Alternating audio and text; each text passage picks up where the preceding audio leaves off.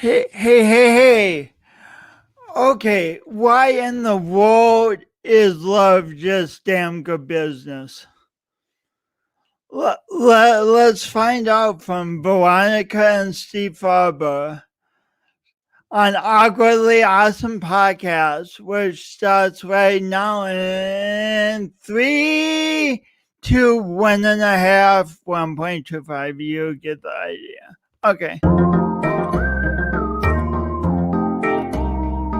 Today's guest, Steve and Veronica Farber. Let me tell you a little about Steve and Veronica. They are on a mission to change the landscape of corporate America by equipping businesses with the tools they need to be more kind, ethical, and yes, loving. Loving in business? What? Huffington Post has named Steve as the #1 business speaker to see, which is good. And he is also listed as one of Inc.'s global top 50 leadership and management speakers. I cut off the last word. And Steve is a Wall Street Journal bestselling author and a sought-after international speaker. Together with his wife, Veronica, they lead cutting-edge conferences and trainings through the Extreme Leadership Institute. They also just celebrated the 20th wedding anniversary, pretty much dispelling the myth of it not being wise mixing love and business. I'm excited to find out how they make it all work together with love as the foundation. Hope you are too. Please help me welcome Stephen Veronica. Veronica. That's a great intro. What a great intro. I love that. I love how you cut off the last word and then you had to figure out what it might be. Global top something. I think the word was actually aardvark, but you did pretty good speaker. Yeah. I mean, cut and paste works when it does, and it doesn't work when it doesn't. True. That's true for most things. Well, welcome to the show. Thank you. Thank you. So you two are in business together, but you probably knew that, huh?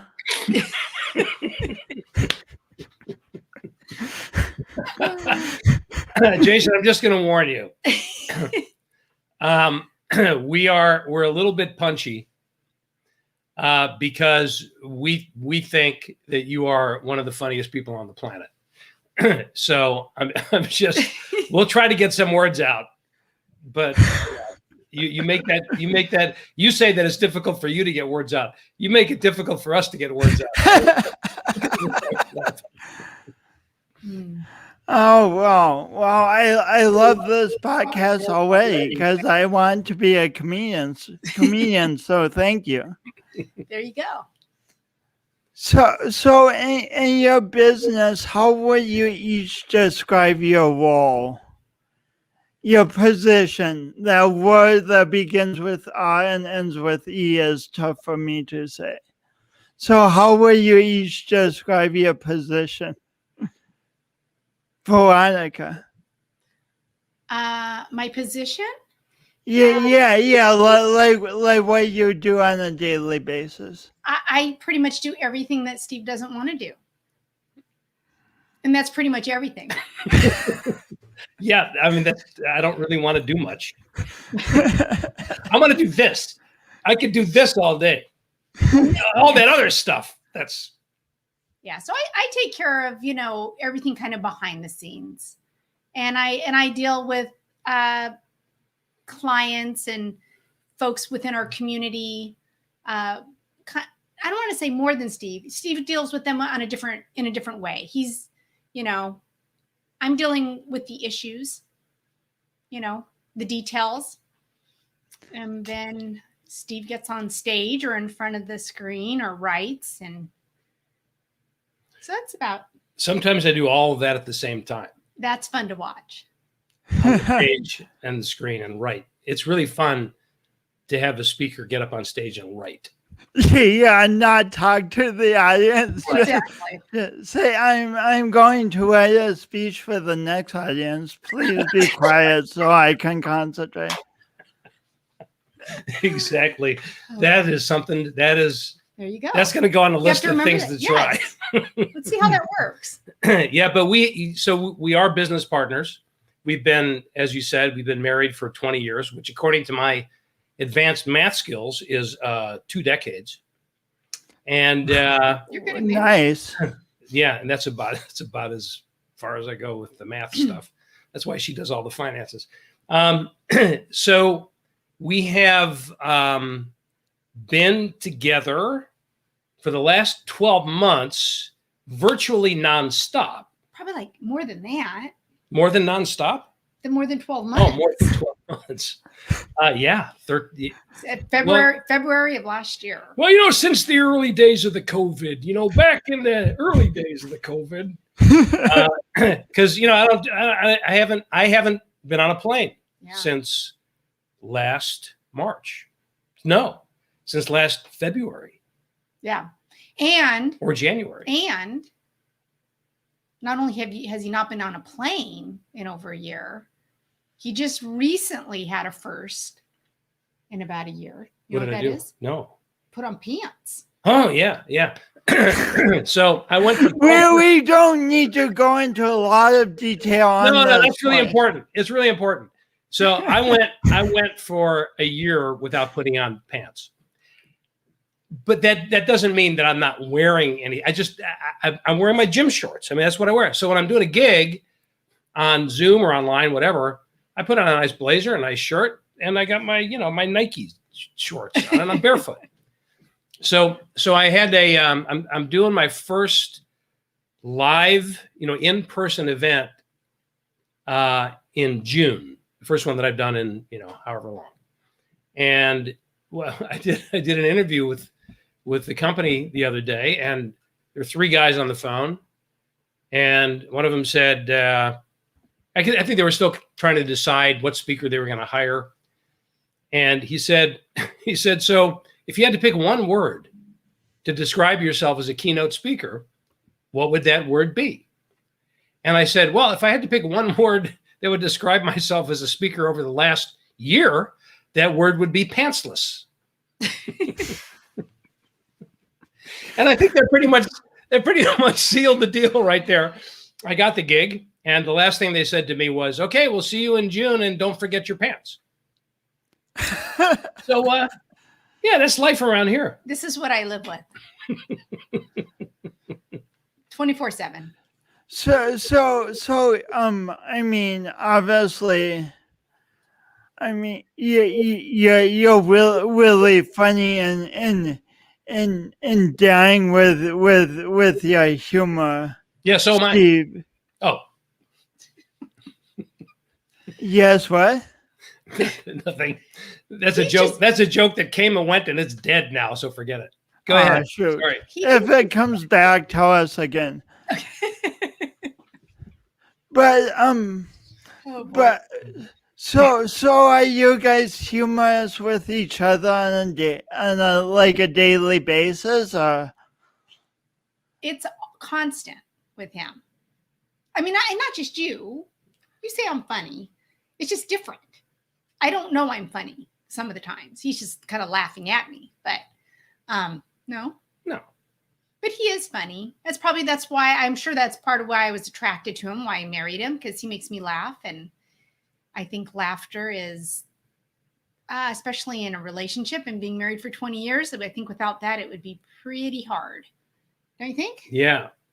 Yeah. I mean, I think that is one of the things that works for us. Mm-hmm. I mean, honestly, if we didn't like each other very much, This last year would have been Oh man. really bad.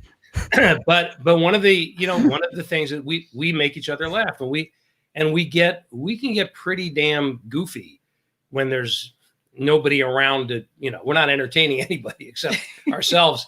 And the pressure is not so great for her, because what did I say to you the other day? I said, honey, don't you feel really grateful to be married to somebody who takes responsibility for entertaining himself? Because I think I'm hilarious.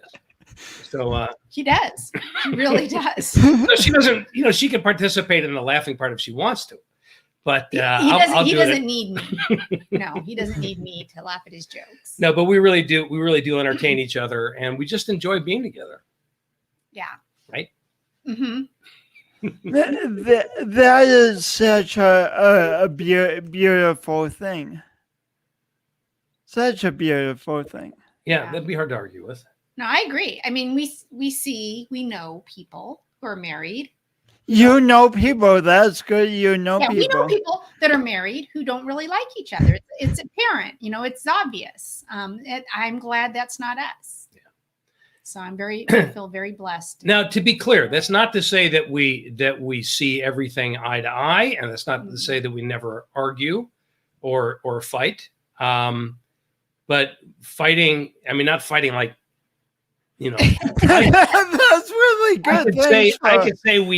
I can unequivocally say we never fight. We've never fought. Not like that. No. But we get into arguments, and we have tension and whatnot, but probably a lot less frequently than most people, I would guess. I think it's very rare, actually. Yeah, it is not. What? We fight all the. So you're arguing about whether you argue frequently or not. Yeah, that's what I mean. We'll do that shit all day long, whether anybody's here or not. We'll just entertain ourselves. This is what happens when all the kids leave. All the focus is on each other. So yeah, because we are empty nesters, and yeah, you have how many kids between you two? Like 12? Half a dozen. 24? Including all our bonus kids. Yeah, could be. Yeah, we do have our kids, and then our extended family of kids, who we refer to them as our bonus siblings, but 6 between the two of us, and they range from 25 to 44. 44. So we got quite the crew. So that means you guys were parents got to be parents for a long time. I mean, you know what I mean. You got to have kids at home for many, many years. Yeah. Yeah. So we got married 20 years ago, as you know, because we've I put it in the bio, and I said that part right, didn't I? You did. Yeah, you did. Good. And so Presley, I married into 3 girls, 5, 8, and 11. They were 5, 8, and 11 when we got married, and he was a brave man. Yes. Say more about that. He was. I mean, I don't even know how. Honestly, all those hormones during those teenage years, it was crazy in our house. And he was traveling a lot then. He was probably speaking over 100 times a year for some of those years. And he would always be like, see ya. Bye. Gotta go. And, and there'd be kids, girls, screaming in the background, throwing, I was going to say shit, but stop. And you just said it. So it was a lot of girls. Yes. Is the point. And my youngest son, Jeremy, was 13. So I had 13, 18, 23 at the time we got married. So you have young kids and teenagers. Yeah. Yeah. Wow. 5 to 24 when we got married. Yeah. Yeah. So kind of all stages of the life. Yeah. Exactly. And never all under the same roof. So the classic Brady Bunch reference doesn't exactly work. Although Jeremy lived with us for a few years when he was in high school, which was it was just a wonderful thing to have actual additional testosterone in the house at one point. But our kids, they've grown up to be very close with each other. It's really cool. And so we've had some great, family Zoom calls during these unusual times. Yeah. And we're really excited to all get together in person again, because we just have a freaking blast when we're all together. Our kids are like us. I mean, I think the humor wise. That's why they're so great. So when we get all of us together, it is a lot of fun. And we're going to have our Thanksgiving this year with all 6 of our kids. Oh, I hope. Yeah. And we haven't gotten confirmation from everybody yet, but that's the hopes that, now that we can travel and see each other, we're going to all meet up and make each other laugh. So it will be 8 people telling jokes all at the same time. Well, last time, so we've had a couple of visits from a couple of them over the last year or so. From a distance, though. So when Kelsey visited us last time, we played the very popular family fun game, Cards Against Humanity, and it's good for kids, adult children. And we laughed so hard that, it was one of those I can't breathe kind of things. That's the kind of stuff that happens when our family's together. So it's a wonderful thing. I mean, it really is. And we, my personal role in that is a little bit different because of the age range of my kids before we met. And then Jeremy, my youngest, did the math one day and he said, "Hey, Dad, you realize that by the time Presley, who's the youngest, by the time she reaches 20 and is no longer a teenager, you, Dad, me, you will have raised teenagers for 25 straight years." And do you get a medal for that? No, I have not. I have not gotten a medal for that. I've gotten a little warped from that, but I haven't gotten a medal for it. So, as you all can see, Stephen, Veronica, and I are perfectly fine having a conversation. But if you all have comments, please chime in. So and try to. Steve Liebley, the radical Liebley himself, said you should write a book. About the family? That could be fun, huh? Yeah, that would, that's interesting, because my initial thought on that is that would not be fun. Writing the book about what we do and how much fun we have and all that. Writing the book, that would not be fun. Reading it would be fun. Reading it would be fun. A lot of people when they say they want to write a book, what they really mean is they want to have a book. Because writing it is a bitch. Doesn't matter what it is. And I've written 4. You're after around and count. And we got the new one that I co-wrote with JJ French from Twisted Sister. It's called Twisted Business. That's coming out in September. So congratulations. Yeah, thank you. It turned out great. It's a lot of fun. Is it twisted? It's very twisted. It's very twisted. Yeah. But my point is that every one of the books that I've written, and I love the books, and I love there are aspects of the writing process that I really love. But I would say that the overall experience, if I had to characterize the process of writing every one of those books, which I really do love, I did not love. Me neither. And yeah, it's very stressful, especially when there's a deadline, the publisher deadline. She's kicked me out of the house before. Which book was it that I kicked you out? TY, Greater Than Yourself. Greater Than Yourself. It's like we have this date, publisher's date, and then there's all these dates along the way that he has to meet, and they come and go, and he pushes it off, and finally I just rented him a hotel room on the beach in San Diego, but we lived out in Poway, so it was about 25 miles away, 20 miles away, right? And got him a room for a week, and after the first night he called me and said, "Can I come home?" And I said no, and he was like, "Can I just come home and sleep at home, and then I'll stay here during the day?" It's like, it's exactly right. And he did Veronica, the name of the book was Greater Than Yourself, not By Yourself. Greater By Yourself. That would make a hell of a sequel. Which one? Greater By Yourself. So yeah, she literally said, "Get out and don't come back until the book's until done. that book is freaking book is done."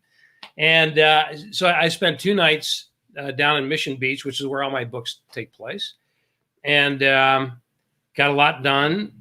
But nighttime was like, well, I don't want to write. What am I going to do at night? Can I come home?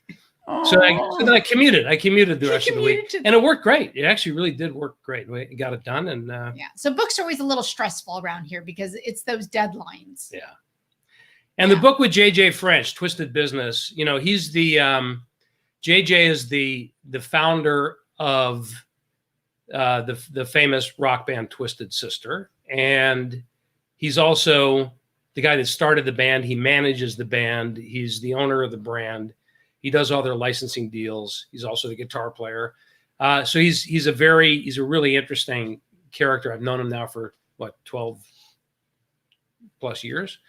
And so I've been encouraging him for a long time. You really need to write your story in a book because their story is phenomenal. And he had a couple of false starts. And finally, I said to him, we just had a conversation. I said, maybe I should get involved in this project with you. Let's make sure we get the book done. So I became the co-author on the book. It's his story, his voice. So I did a lot of interviews with him. And then my job was to make his story work on the page. And then we kind of shaped it out into a business model because there are business lessons in it as well.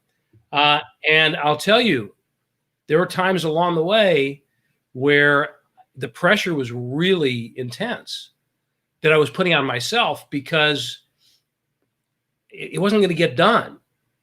And I wanted it. He had a lot riding on this, emotionally more than anything else. And I felt a great sense of responsibility, and I didn't want to let him down, but we got it done. And now it's like, this is I love having this book. And people are going, now it's fun. People are going to love it. And it looks great. The cover's killer. I just saw the internal design from the publisher the other day, kind of the mock-up that their designer's been working on. It looks great inside. And now I can look at it and say, we have a book. And Jason, you've heard JJ John speak at some of our events, right? Yeah, I think so. Yeah, he's a great storyteller. So I'm excited to read the book just because I just know how great a storyteller he is. Actually, I don't think Jason was at any of the events where JJ was. No. Oh. But so we did, our very first event was called the Extreme Leadership Summit, and it was here in San Diego in 2012. Okay. So we hadn't met Jason yet. That's right. So he spoke there, and he spoke at our next one, which was in Chicago. And then he spoke at the one, it was my 60th birthday. Yeah. Jason, weren't you at Steve's 60th birthday? Is in Little Italy? I don't know. No, I wasn't. I don't think we'd met yet. Well, if you get a chance to hear him speak, should I refer to him as John or JJ? JJ. JJ. Yeah. He's great. He's a lot of fun. You would really love him. Hilarious. He's absolutely really hilarious. Funny guy. fact, you might want to let's see about getting him on the Awkwardly Awesome podcast with your host. Oh my gosh, that would be so Jason much fun. W. Freeman. That would be awesome. You won't have to say anything. You won't have to say, so JJ, tell us about, and then that's all you need. And then he'll go on for an hour, and then you can shut him up, and you'll be done. Cool. That'll work perfectly for me. So you guys mentioned a few things that are really the powerful. I mean, one thing that you mentioned is that love isn't always like, oh, just do what you want, like you, Veronica, said, hey Steve, your deadline's coming, you go down to Mission Beach and you write that book. That's right. That was tough love. So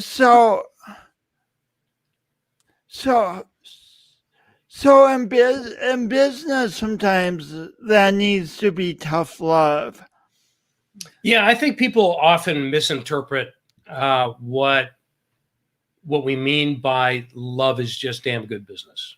So you mean like it's Valentine's Day every day, and you're passing out Valentines, and you're giving people flowers, and you're kissing them on the cheeks, and is that what you mean? No, I don't mean that, but it's funny you say it because one of my mentors is Jim Kouzes. Jim Kouzes and Barry Posner are the co-authors of the Leadership Challenge, which is the most significant body of research on leadership on the planet. And I worked together with Jim at the Tom Peters Company in the 90s. And I interviewed him on my podcast recently.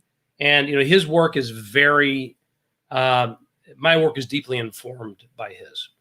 They have a practice that they call encouraging the heart, which is about reward and recognition and all of that. And he always used the word love, but he used it as, it was kind of like a by the way, in a by the way sort of a context. And it was like his personal thing. Well, that set my lens in a very particular way at a formative part of my career. So Jim was the guy who really got me thinking along these lines to begin with. And we were talking about this, and I was telling him that's been my experience with his work. And I said, we had this conversation about the way I described it was similar to what you just said, Jason. I said, I don't think it's about, creating a culture at work where everybody's happy all the time and nobody ever argues, and people walk around with big goofy grins on their faces, and you stop and have a group hug in the hallway, and you give flowers to everybody. And I said, that's really not what it's about. And Jim said, I love this about him. He said, yeah. He said, but I don't really see anything wrong with people walking around with grins on their faces all the time. What's the downside of that? I thought, you got a point there. I don't think you can have too much joy, can you? No. You can't have too much happiness. And there is such a thing as tough love. And the misconception is that if you have an environment, if you have a culture that's based on love, then, as you alluded to a minute ago, Jason, anybody can just do whatever the hell they want. There's no big deal as long as you love what you're doing. It actually, that is a description of what happens when you lower standards, right? But when love is set forth as an objective, we want our customers to love doing business with us. We want our people to love working here, etc. What that does, in effect, is raise the standards. Because if I really love this place, I won't stand for, I won't tolerate subpar performance. I won't tolerate my colleagues slacking off because I love this place too much. And so there's a higher level of accountability that comes along with this. So it's not about love as a sentiment. It's about love as a practice and as a discipline. The question is, how do we, what should it look like? How do we operationalize love in the way that we do business. That's what our work is really about. Did I say? Yeah, I think so, honey. I guess when we hear people laughing and having fun, I kind of the default assumption sometimes is to assume that they are slacking off and not taking responsibility for high standards. Yeah, I think that's But that doesn't have to be the case. Yeah, that's right. Well, here's another way to look at it. I had a conversation with Rich Sheridan recently. So he's the CEO of a company called Menlo Innovations in Ann Arbor, Michigan. He wrote a couple of great books. One is called Joy, Inc., and the other is Chief Joy Officer. So their part of their approach at Menlo is they create a culture of joy. So very closely related, very simpatico to what we're talking about here. And he said, and they're a very innovative company. So people come from all over to see what they do and how they do it. So they give tours. They're constantly giving tours. And he said back in the early days when they first started talking about joy and making it part of their stated mission and the way they do business, he'd have customers visiting, and sometimes people would say to him, well, how do you justify that, as a business? I mean, why does that make a difference? And he said, okay, imagine this, and I'm paraphrasing it here. He tells the story a lot better. He said, but imagine I've got 2 project teams working on customer projects, 2 project teams of employees, and one of them is joyful and happy, and the other is miserable. And you have your choice as a customer. Which of these teams do you want working on your project? What team are you going to pick? The miserable team, because they're so fun. Nobody's going to say that, right? So I picked the joyful team. I just said that, so someone will say that. I just. Yeah, nobody's going to say it and mean it.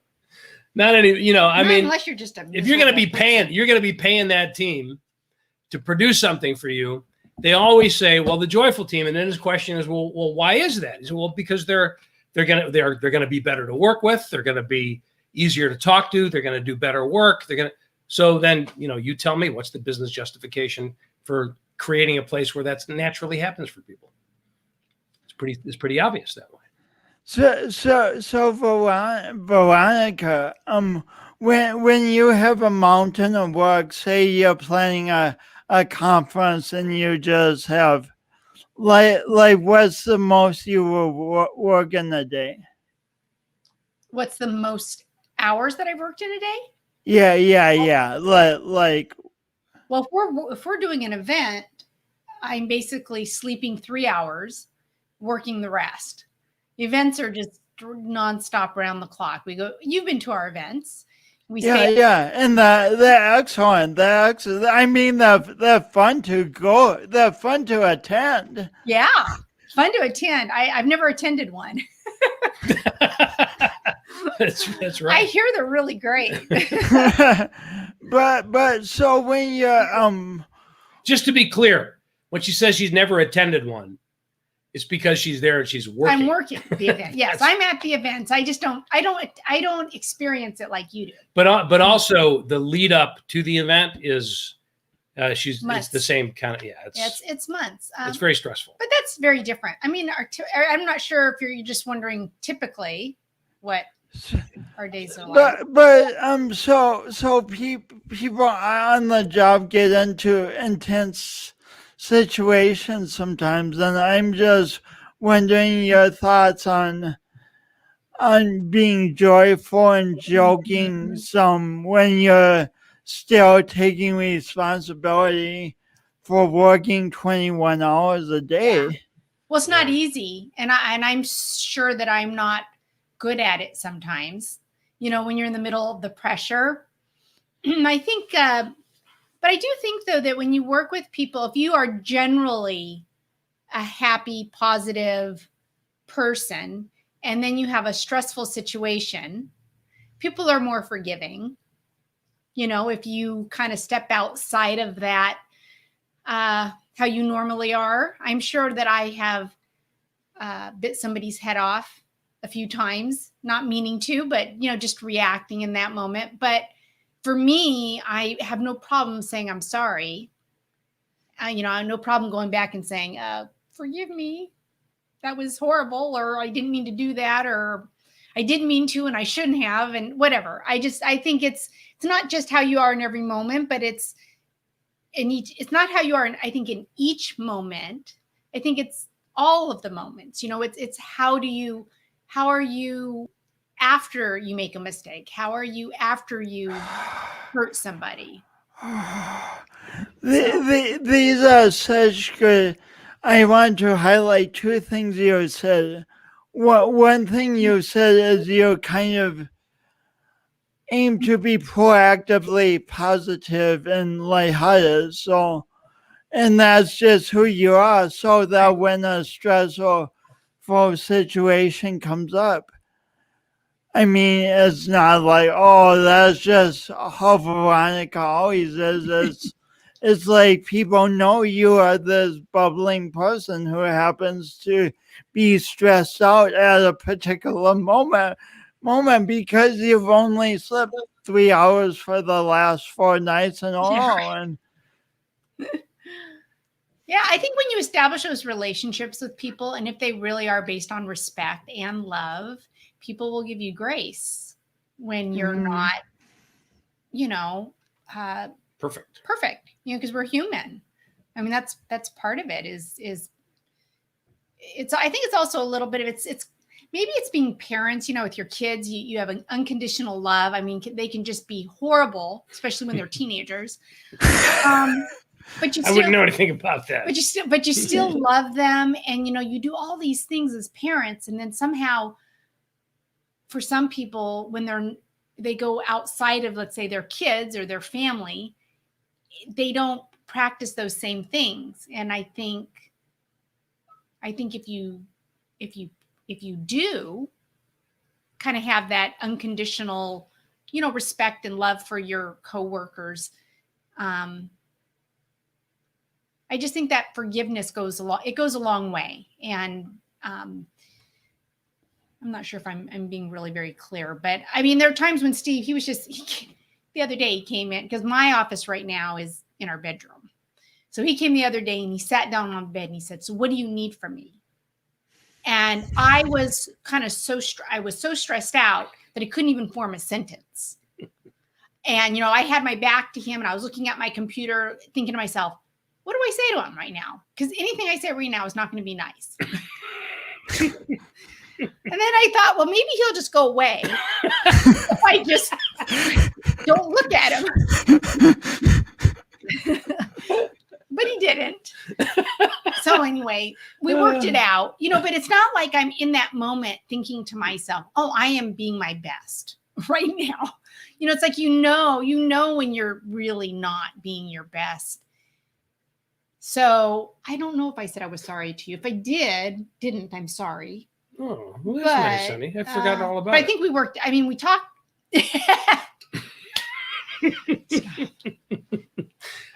Yeah, I think that was all beautifully said. It's this is not about perfection. Right. It's about being human. It's about authenticity, the buzzword of the day.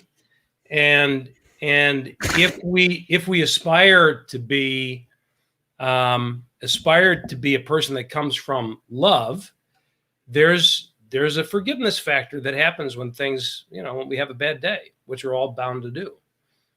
But let me tell you, this one here, I was going to say she's like the secret weapon, but there's really not a secret. I mean, any time we do an event, so, you know, we do under normal circumstances, we do our yearly event, the Extreme Leadership Experience, 150 or so people. And that's our big, you know, extravaganza that we've been talking about. And it's intensely wonderful. It really is amazing. Yeah, it is. And then we do smaller events. We do, Well, for one thing, we certify people in the Extreme Leadership Workshop, the Radical Leap Workshop. And Jason came to our workshop. Yeah, and you've been to our public workshop before. We do the smaller ones, which are, 20, 30 people, sometimes even smaller.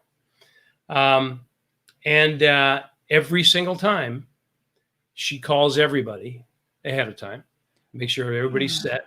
It's just that personal touch. So by the time they show up, some people are coming because they're fans of my books or whatever, but but by the time they show up, the real reason they're there is because they want to meet her. I don't know about that. Because she's made she's everybody's friend, and it's completely genuine. In fact, not only is it genuine just in the way that she just kind of shows up, but it drives her standards, like we were talking about before, as to what outreach should look like, what connection should look like. I'll give you a for instance. So we did a couple of events, in the days of the COVID, we did a couple of, virtual events where we had a certification, 3 days online, and we sent out a box of materials, which basically would look like facilitator guide, workshop, participant guide, a couple of other things, books, materials.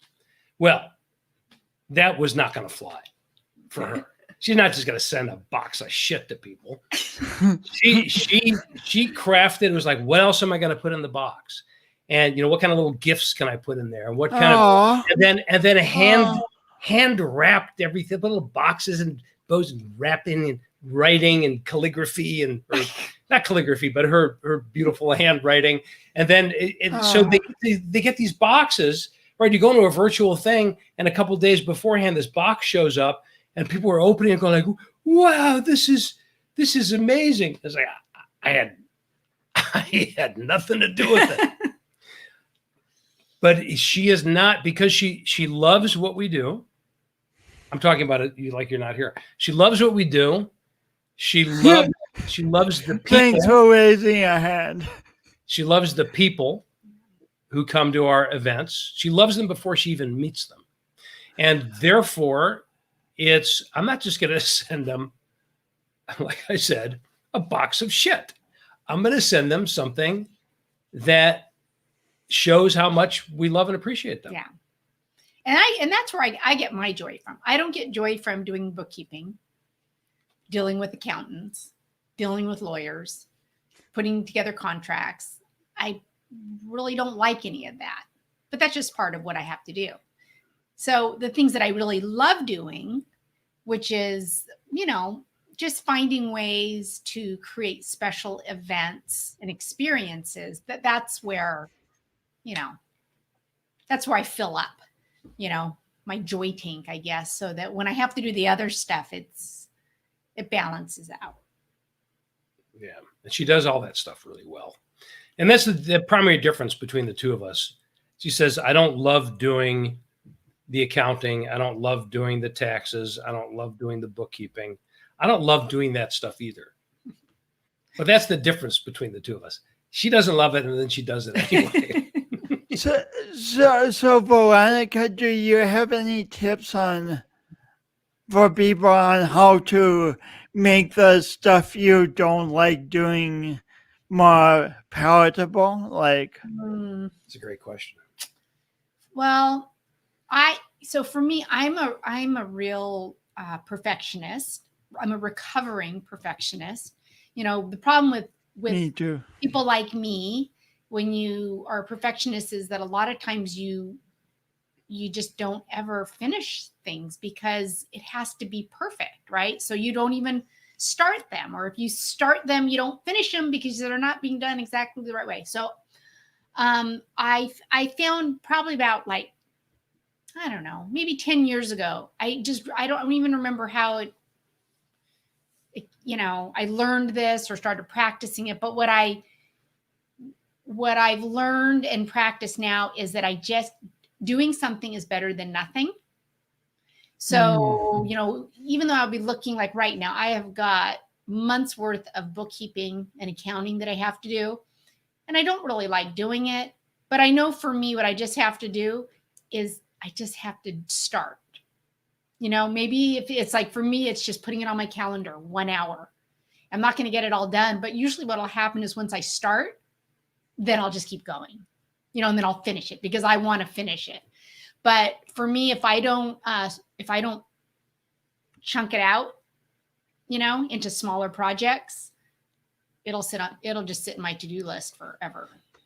That is such a huge nugget. Doing something is better than doing nothing. It's huge.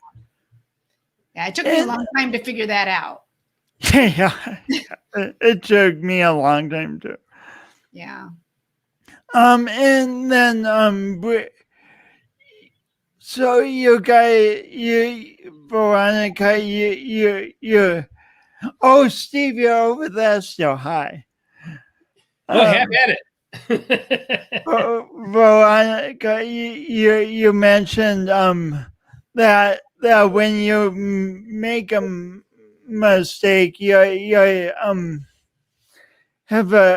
just say you're sorry and correct it, but it occurs to me like in a big company, there's often lots of fear. If I make a mistake, I'm going to not be working for the big company anymore.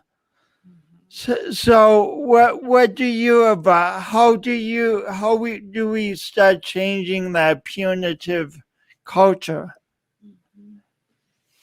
And I just wanted to say punitive so you guys knew I knew the word punitive. I love you. Well, I think what you just said, Jason. I think that's what is so important about Steve's message and body of work, because we need. I think we need the leaders within the companies. They have to be on board with what Steve teaches, right? Because I do believe that it kind of trickles down. If your boss is an example of being able to step forward and say, I screwed up, then they create space for you to do that as well. And so, I think that's really, Steve's, you want that message to get to everybody, but I do believe that if it's the leaders that have to set the example to make people feel safe. Yeah, for sure. And the ideal scenario is when you look at a bigger company, let's say, that starts at the top, and the example is set from the top. But oftentimes, if the example is not set from the top, people can use that as an excuse to hide behind in terms of their own behavior, right? It's like, yeah, well, I hear what you're saying. This love thing is nice and all that, but you don't know the boss, you don't know the culture in this place. Well, then the question is, all right, so maybe you can't reach in there and flip a switch in somebody else's heart or brain. But regardless of what that person is or is not doing, what can you do with your team, with your piece of your organization? Can you set the example that may be countercultural to the overall environment, but create a microculture in even just in your team? So you're saying no way. You're saying that someone doesn't need to be a leader, that someone can just be an employee and still set an example? So what I'm saying is that anybody can be a leader as far as that goes. So, we tend to think of leadership as a function of your position or title. But even if you don't have the title of leader or supervisor or manager, you can still influence. You can still set the example. You can still create a dynamic. Well, that's leadership. It just doesn't say it on your business card, right? So this brings up. We have to hear this. Tell the story about the Marcos the guy who delivered pizzas for Marcos? Sure. Yeah. It's one of my favorite stories to tell. Joe Jaros is his name. So I'll tell you the short version of the story. Yeah, show would be good. Yeah. So he's as Joe Jaros. He did cool things. That's the short version of the story. I'll embellish it a little bit.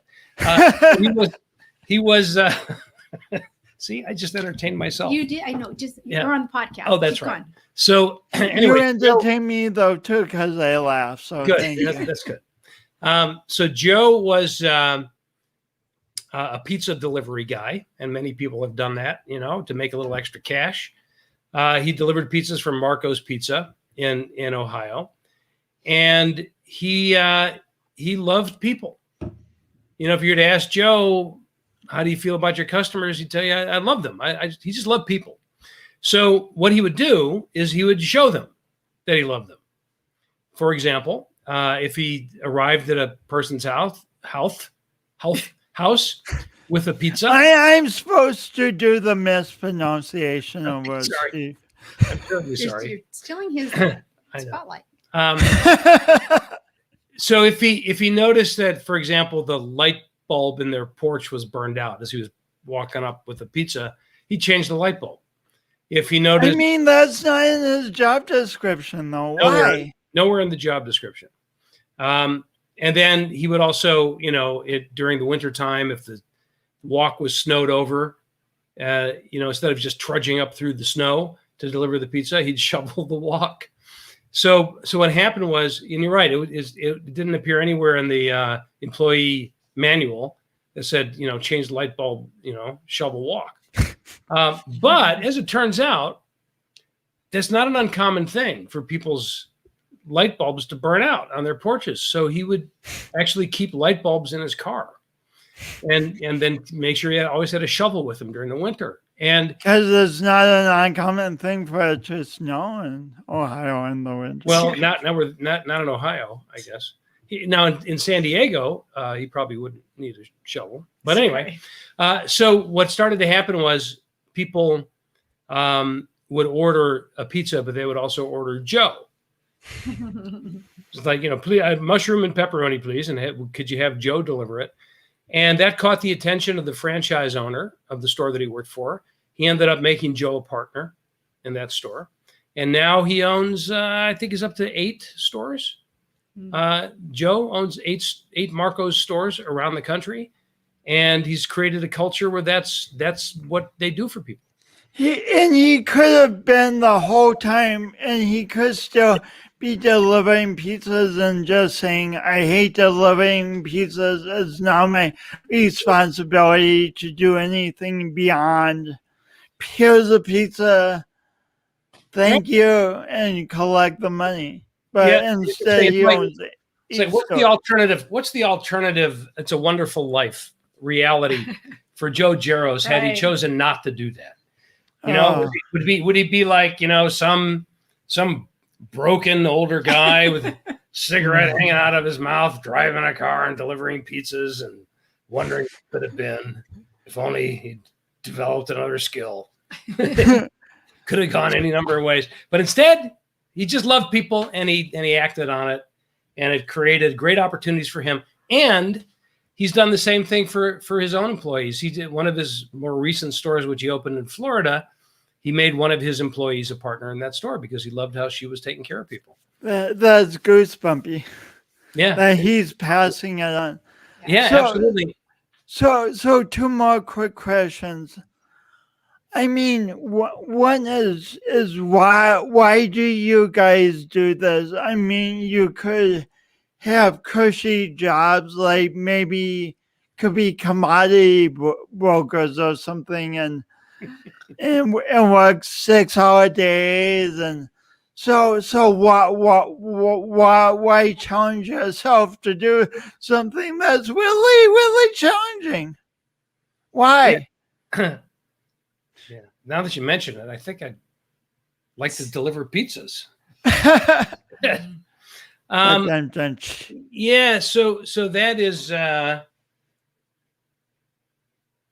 I kind of don't know how to answer it other than why would we do anything different. Yeah, it's challenging, but everything's challenging if you try to do it well. So, for me, I can say that it is the results. It's seeing how what we do, how it changes people's lives. That's the right answer. It really does. I mean, it's not people just reading a book and going, "Oh, that was nice. That was entertaining," or "Oh, that was," I mean, we have a community, and you know this, Jason. We have a community of people who it really has turned on. It's like a switch has been turned on for them. And it ripples out. It ripples out. Exactly. And Let's all do this. Can we?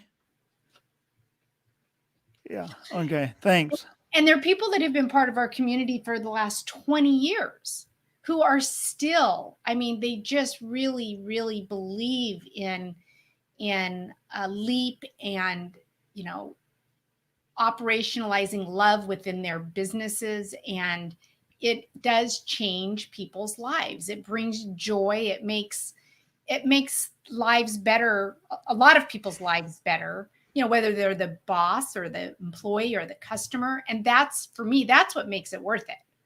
It really makes a difference. Yeah, it's so true. And when you come to our events, the Extreme Leadership Experience, we invite people who are practitioners of love, energy, audacity, and proof, which is our LEAP framework, in their businesses.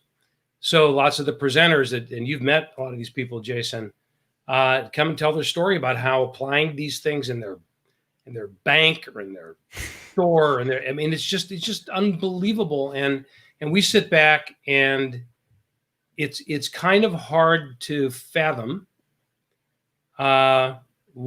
it's hard to describe what it feels like to see this stuff that's so close to us, because we've been working with it for so long, to see the impact that it makes when people apply it.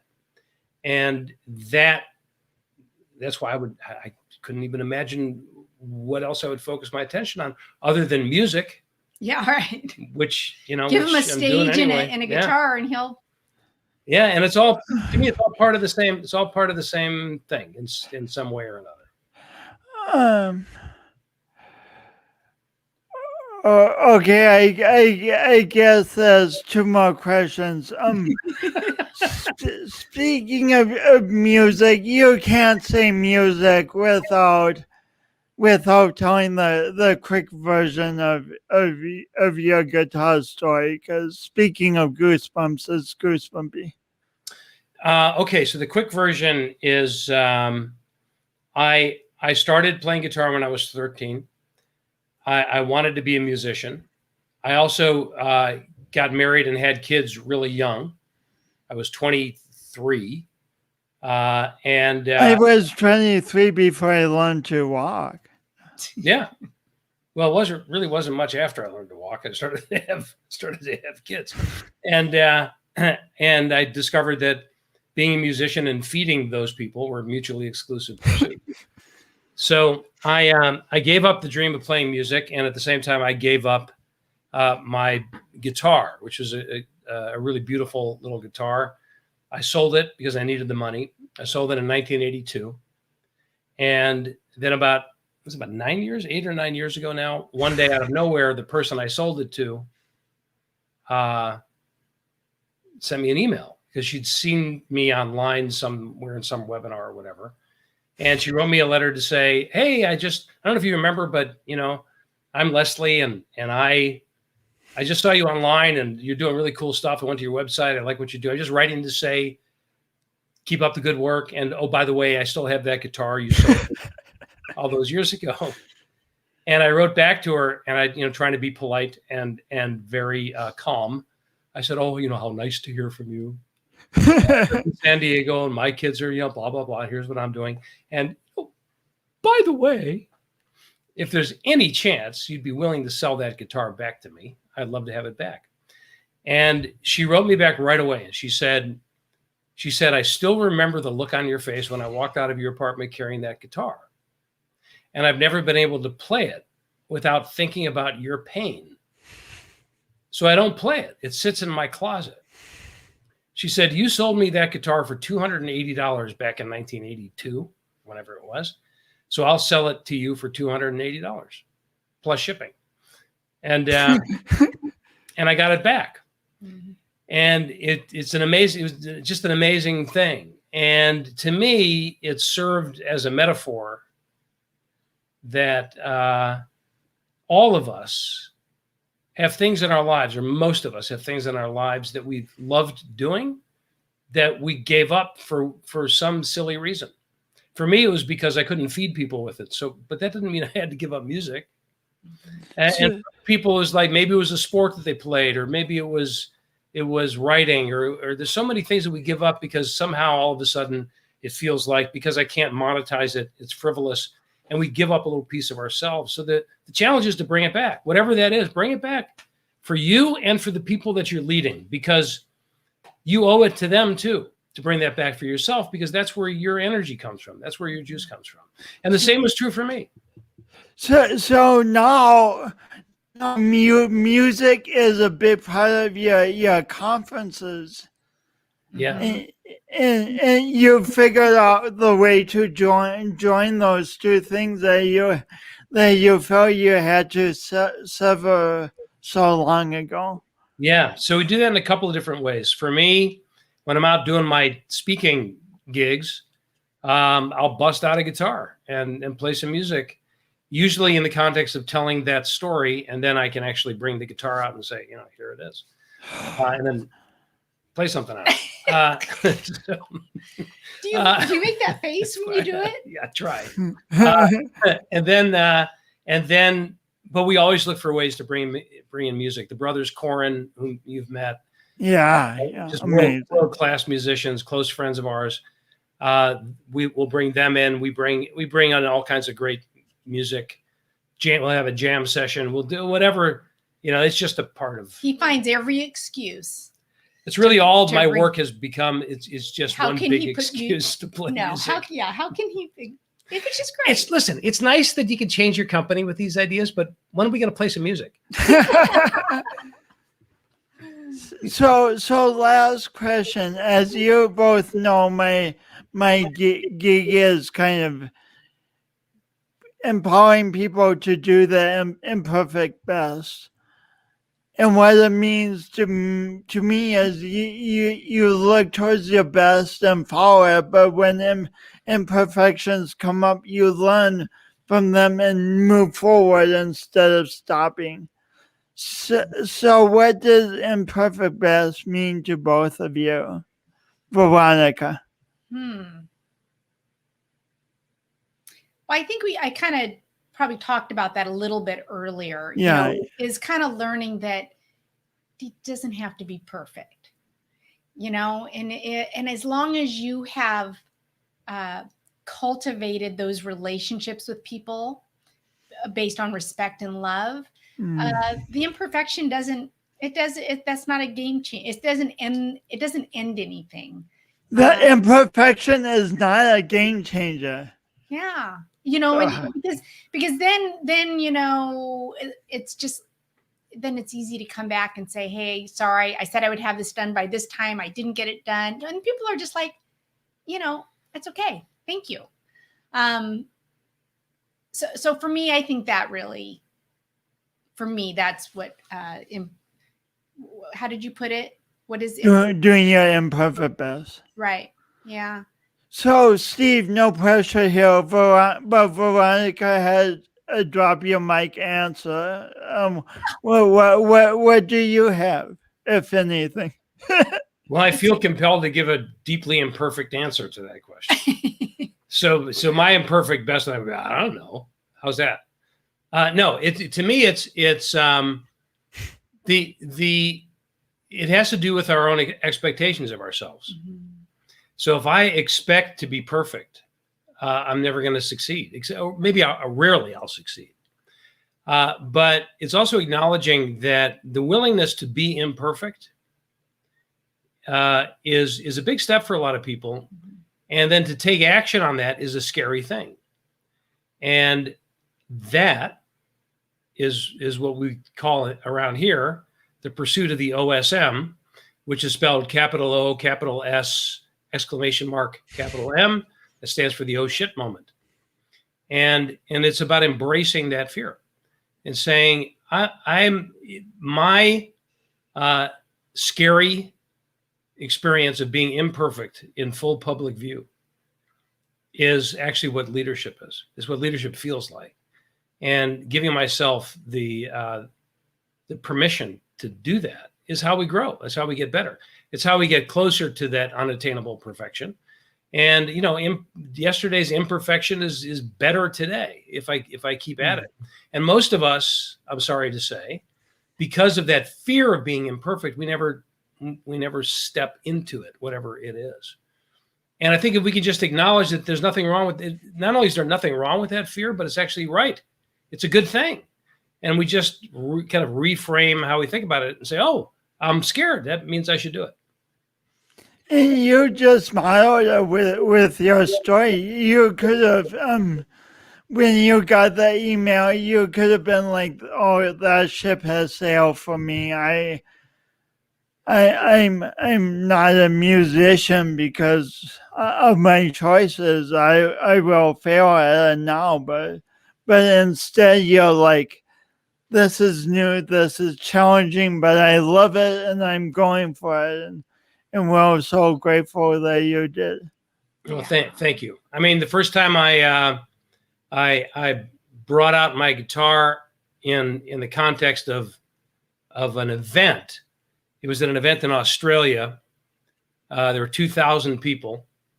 This was the first time you brought it out? Yeah. In the context, yeah, I don't think I'd ever played music for a crowd that. Do you ever hear starting small and building up gradually? Well, it's funny because a friend of mine was putting on this conference, and he said, "You're coming to speak at the conference, and you're bringing your guitar, and you have to figure out you have to weave it into what you're doing." This is a good friend. Very good friend. Yeah, and it broke everything open for me. Yeah, and it was a lot, and they were Aussies, right? It was in Australia. They were so supportive. You know, 2,000 people who, and I told them the guitar story, right? So what they saw in that moment was they had an opportunity to help me fulfill a fantasy. Because now I was playing music in front of them, 2,000 of them. When I started playing, they actually rushed the stage. It was a bunch of them. So and it was, I mean, I knew what they were. I knew they were. I mean, they were excited and appreciating it and all that. But I knew that they were doing that for me to help me. You know what I mean? And I was very cognizant of it in the moment. So it was wonderful. And it was a 3-day conference, so I actually played several times and I finished on the last day with one of the songs that I'd written. And we have great video footage of them with the cell phones, you know, waving them back and forth. And it was just so good. And they just gave me, so it was a beautiful experience of David T.S. Wood, who put on that conference, the audience who were so generous, all giving me the experience that I needed to keep doing that with other audiences. Mm-hmm. And so was that an OSM moment for you? Oh, yeah. It was more like an OFM. and this is a family-friendly show. You don't need to elaborate on that. Yeah, you know what I mean. Well, thank you both so much for being on. I'm ending it here only because this could go on. I could talk to you for the next 5 hours, and that might be a little long for the audience. So. That's right. We won't have any audience, but you know, we could keep talking. Just keep going. Yeah. Well, thank you, Jason. It's been a pleasure. We love you. What'd you think? Was that fun? Yes, it's always fun talking to Jason. Okay, but here's the thing. I want everybody to know that boy. this is not what Veronica usually does. No. As you heard. So Right. is there another OSM moment Absolutely. you're going to tell me about? Well, no. Well, this is an OSM for me. I don't know if you know this, Jason, but whenever we have an event, I don't care if it's just, 20 people in a room or a big event, with a big stage. Anytime he brings me up to the front of the room or to the top, or to the stage, I am always looking for the quickest way out. It is just not where I want to be. So this is not the most comfortable thing for me. But and I was just going to say, I wanted to make sure that people know that if you look around, do a little research, and look at all the podcasts and the interviews that I've done, you're not going to see her. No. The only reason that we got her to do this because I love Jason. That's right. That's why. That's right. I'm so honored. And I just want to point out that we haven't been just talking for an hour like you initially agreed to. We've gone into overtime, Veronica, an hour and 11 minutes. 111. Oh wow. Well, great. Perfect. You did it. You did it. Yay. The FCC is going to crack down on you now, man, for going over for 11 minutes. So good luck with that. I'll just tell them that love is the best medicine, and love is damn good business. You have one slogan, and I just massacred it. But it's good. It's good. Thank you for doing that. Thanks for having us, Jason. It's been a real pleasure. Awesome. Thank both of you. Bye. Bye. Wasn't that fun? Oh my gosh, so great to have Steve and Veronica, and they're so full of joy, and then in the midst of all of it, they give these amazing nuggets that can transform our lives. It's good stuff. Well, anyway, tune in next week. It's been fun having you. Thanks.